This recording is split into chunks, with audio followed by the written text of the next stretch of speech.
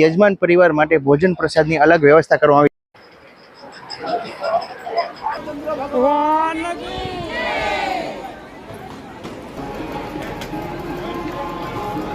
રામચંદ્ર ભગવાન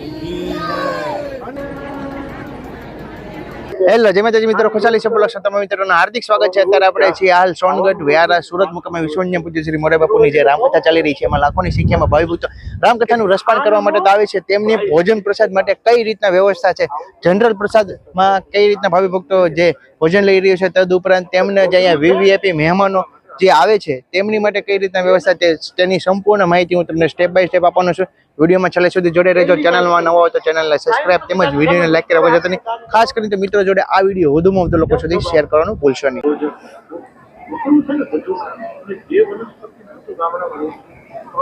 કથા ડોમે રામકથાનું રસપાન કરીને આવો ને એક્ઝેક્ટ એમની સામેની તરફ જ અહીંયા લાઈનમાં 3 થી 4 ડોમ તમને જોવા મળશે। આ ડોમની અંદર જે પહેલા 2 ડોમ છે ને તે ડોમની અંદર ભાવિ ભક્તો માટે જે એક સાઈડ ભાઈઓ માટે વિભાગ છે ભોજન પ્રસાદનો, અને બીજા ડોમની અંદર બહેનો માટે અલગ વ્યવસ્થા કરવામાં આવી છે। હવે એક્ઝેક્ટ તેમની સામેની તરફ જે વિભાગ છે ને તે ડોમની અંદર ભાવિ ભક્તો માટે લાઈવ ગરમા ગરમ જે પ્રસાદી બની રહી છે, અને જે ચોથો ડોમ છે તે ડોમની અંદર જે વીવીઆઈપી મહેમાનો હોય તેમની માટે અલગ વ્યવસ્થા કરવામાં આવી છે। તે જગ્યા ઉપર પણ જશું। અહીંયા તમે જો ઘણા બધા છોકરાઓ જે છે ને તે પ્રસાદ લેવા જઈ રહ્યા છે। ત્યાં જઈને આપણે પ્રસાદની કઈ ભાવિ ભક્તો માટે પીરસવામાં આવે છે તે હું તમને માહિતી આપું છું। પહેલો પ્રસાદ વિભાગ છે ને તે બહેનો માટે છે। અહીંયા તેમની એન્ટ્રી છે આ રીતના પ્રસાર થઈને આગળની તરફ જવાનું હોય છે, અને બીજો વિભાગ છે તે ભાઈઓ માટે છે। અહીંયા તમે જો નિશાળિયા જે છોકરાઓ છે તે પ્રસાદ લેવા માટે જે ગોળ ગોળ ફરીને એંગલમાંથી પસાર થઈ રહ્યા છે।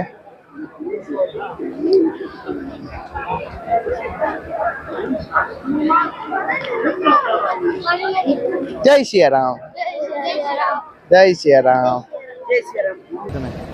બસ મિત્રો, ખૂબ જ સારી એવી વ્યવસ્થા કરવામાં આવી છે। તમે જુઓ તો આ રીતની જે ગ્રીલો એ 3 પટ્ટામાં નાખેલી છે, કારણ કે જે ભાવિ ભક્તો એક સાથે જે ઉમટી પડ્યું હોય ને તો એને વ્યવસ્થામાં બહુ તકલીફ સપોર્ટ ન મળે એ રીતના અહીંયા જો આ રીતના અંદર પ્રવેશ કરવાનો હોય છે। હવે ફરીને આ રીતના ચક્કરા ફરે ભાવિ ભક્તોને કોઈ પણ જાતની ધક્કા મૂકી કે ગરદાગર્દી ન થાય। ડોમની અંદર પ્રવેશ કરી ચૂક્યા છે। અહીંયા તમે જો ભાવિ ભક્તો એક સાથે પંગતમાં ભોજન પ્રસાદ ગ્રહણ કરી રહ્યા છે। શરૂઆતમાં તમે ડોમની અંદર પ્રવેશ કરશો ને તો આ જગ્યા ઉપર જે ડીશુ માટેનું કાઉન્ટર રાખવામાં આવેલું છે। અહીંથી જય સિયારામ, જય સિયારામ તમારે ડીશુ લઈને આગળની તરફ જવાનું હોય છે। જય સિયારામ, જય સિયારામ, જય સિયારામ। ત્યાર પછી તમે ડીશુ લઈને આગળની તરફ વધો ને તો અહીંયા લાઈનમાં તમે જુઓ 5 થી 7 કાઉન્ટર રાખેલા છે। તે કાઉન્ટરે પ્રસાદી લઈને આગળ તરફ જવાનું હોય છે। અહીંયા ભાવિ ભક્તોને ગરમી ન થાય તે માટે સરસ મજાની જે પંખાની પણ સુવિધા કરવામાં આવી છે। ચાલો હવે અહીંયા પ્રસાદીમાં કઈ વસ્તુઓ જે ભાવિ ભક્તોને પીરસવામાં આવી છે તે જોઈએ। ભાવિ ભક્તોને કઈ પ્રસાદી પીરસવામાં આવે છે તે આપણે જાણીએ। શરૂઆતમાં જો જય સિયારામ, જય સિયારામ, જય સિયારામ બા, જય સિયારામ। જો બા ચૂરમાના લાડુ વેચે છે, તદ ઉપરાંત અહીંયા ફૂલવડી વેચે છે। જય સિયારામ। પછી આગળની તરફ જોવા જઈએ તો આ બા રોટલી વેચે છે। જય સિયારામ, જય સિયારામ। આ બા જે શાક વેચે છે। જય સિયારામ। આ દાળનો વિભાગ છે અને આ ભાતનો વિભાગ। જય સિયારામ, જય સિયારામ। એ જ રીતના અહીંયા લાઇનમાં ઘણા બધા કાઉન્ટર રાખેલા છે, અને માતાઓ અને બહેનો જે ભોજન પ્રસાદ માટેની જે વ્યવસ્થા કરવામાં આવી છે, અહીંયા ઘણા બધા ભાઈઓ છે ને તે એક પંગતની અંદર ભોજન પ્રસાદ બેસીને કરી રહ્યા છે। અહીંયા સ્વયંસેવકો પણ જુઓ, અને અન્નનો બગાડ ન કરશો તેવું કહેવામાં આવે છે। બરાબર છે। જય સિયારામ, જય સિયારામ। ખુશાલી બ્લોગ આવ્યું છે ભાઈ સોનગઢમાં, અમારો કાંઈક સારો ફોટો વિડીયો લેજો ભાઈ। જય સિયારામ, જય સિયારામ। અહીંયા જો ભાવિ ભક્તો લાઈનમાં જય સિયારામ, જય સિયારામ।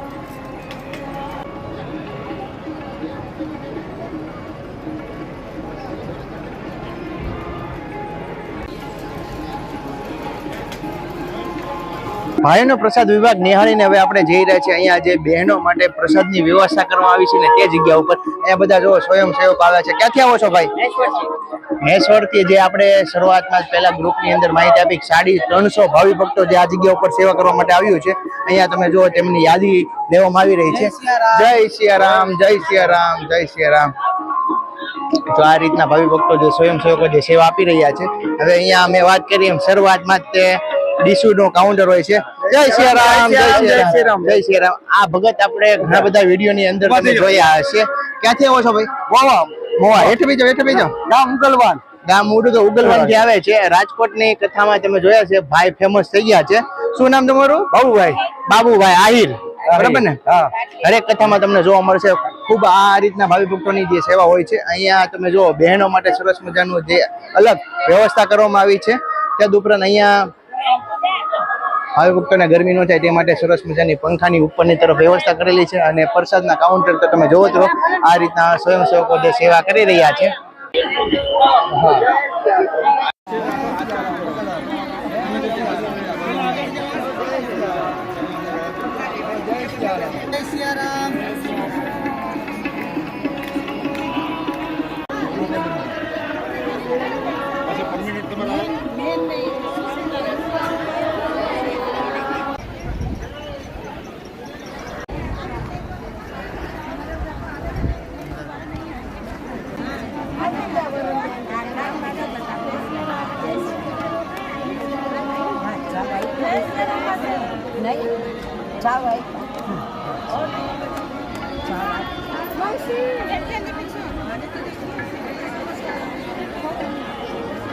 હવે મિત્રો આપણે જઈ રહ્યા છીએ અહીંયા વીવીઆઈપી મહેમાનો જે યજમાન પરિવાર માટે જે ભોજન પ્રસાદ માટેની અલગ વ્યવસ્થા કરવામાં આવી છે તે જગ્યા ઉપર અહીંયા તમે જુઓ કે પાસ લઈને તમારે અહીંયા જે ભાઈઓ ઊભા હોય તેમને બતાવીને અંદર પ્રવેશ કરવાનો હોય છે.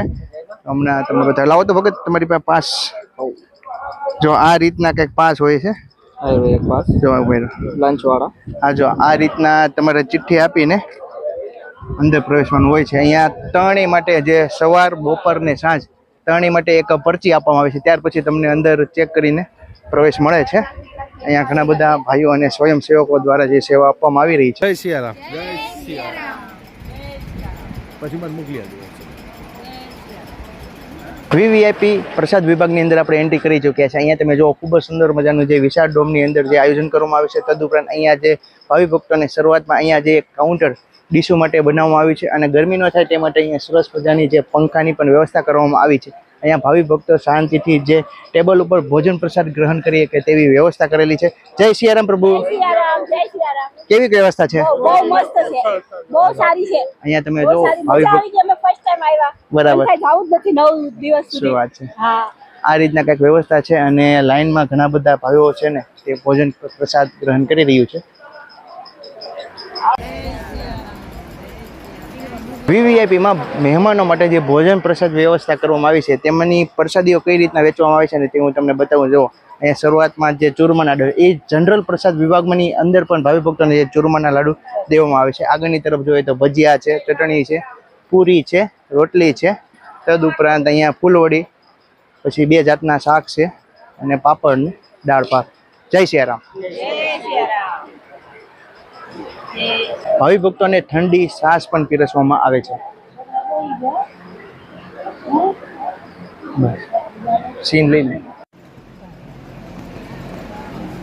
જય સિયારામ. સિયારામ. જય સિયારામ, જય સિયારામ, જય સિયારામ.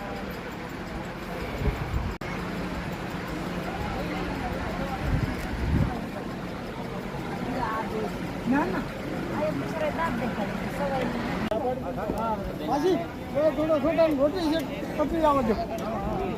મિત્રો આપણે જોવા જઈ રહ્યા છીએ યજમાન પરિવાર માટે ભોજન પ્રસાદની અલગ વ્યવસ્થા કરવામાં આવી છે. તે જગ્યા ઉપર અહીંયા જો શરૂઆતમાં જ આ રીતના સાઈઝનું કાઉન્ટર છે અને અહીંયા ભાઈઓ દ્વારા જો એક સરખા કપડાં પહેર્યા, માથા ઉપર કેપ નાખી અને ડીશો આ રીતના શરૂઆત થઈ છે. એક જાતનું સલાડ છે. તમે જનરલ પ્રસાદ વિભાગમાં તેમજ વીવીઆઈપીમાં અને યજમાન પરિવાર માટે જે ભોજન પ્રસાદ એક જ સરખો હોય છે. ટૂંકમાં વ્યવસ્થાના ભાગરૂપે અલગ અલગ પીરસવામાં આવે છે. અત્યારે મિત્રો આપણી સાથે જોડાયેલા, શું નામ ભગત તમારું? ચંદ્રેશભાઈ સોની. ચંદ્રેશભાઈ સોની, જે અહીંયા જે વીવીઆઈપી મહેમાનો તેમજ અહીંયા જનરલ પ્રસાદ વિભાગ છે તેમની માટે કઈ રીતના ભોજન માટેની વ્યવસ્થા છે? ભોજનની વ્યવસ્થામાં તો કેવું છે કે અહીંયા આજે વીઆઈપી વિભાગ છે, ત્યાં જનરલ છે, જમવાનું તો બધું એક જ છે, પણ વ્યવસ્થાના ભાગરૂપે જુદું જુદું કરેલું છે. બરાબર. અને અહીંયા જે બાપુના કાયમી યજમાનો હોય, એમના જે કાયમી સ્વયંસેવકો, પછી એમના જે કાયમ દરેક કથામાં જે આવતા હોય કથાનું શ્રવણ કરવા માટે, એ લોકોના માટે સ્પેશિયલ કર્યું છે. પેલી બાજુ ગ્રામજનોનું છે. પ્રસાદી એક જ સરખી હોય પણ દરેકને શાંતિથી લાભ મળે એના વ્યવસ્થાના ભાગરૂપે અલગ અલગ ભાગરૂપે છે. બરાબર. અહીંયા ભાવિ ભક્તો માટે જે ભોજન પ્રસાદની વિભાગની વ્યવસ્થા હતી મેં તમને વિડીયો દ્વારા બતાવી. તમને અમારો વિડીયો કેવો લાગ્યો ગમે તો લાઈક કરજો, શેર કરજો અને કમેન્ટમાં જય સિયારામ લખવાનું ભૂલતા નહીં. ચાલો મળીએ નવા બ્લોગ સાથે. જય માતાજી, જય શ્રી કૃષ્ણ, જય સિયારામ.